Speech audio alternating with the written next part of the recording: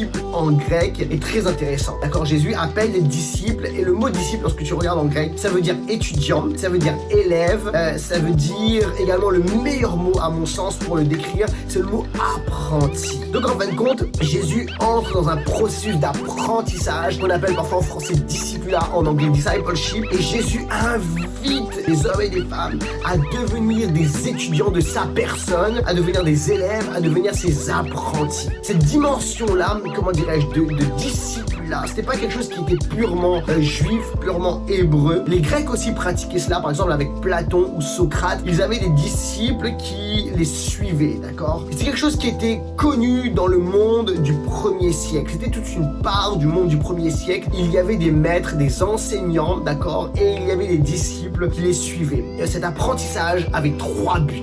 La première chose, c'est d'être 24 heures sur 24, 7 jours sur 7 avec ce rabbi. La deuxième chose, c'est quoi? C'est de devenir comme son rabbi. Il fallait imiter, copier son rabbi, copier sa tonalité, la tonalité de sa voix, même sa démarche, sa façon de marcher, de se déplacer. Il fallait adhérer et copier toute sa théologie et son enseignement, d'accord? Et enfin, le troisième but, c'était quoi? C'était de devenir soi-même un rabbi et de faire des disciples. Jésus va reprendre ce modèle. Être apprenti de Jésus comporte 3 phases de la même façon. La première phase, c'est quoi?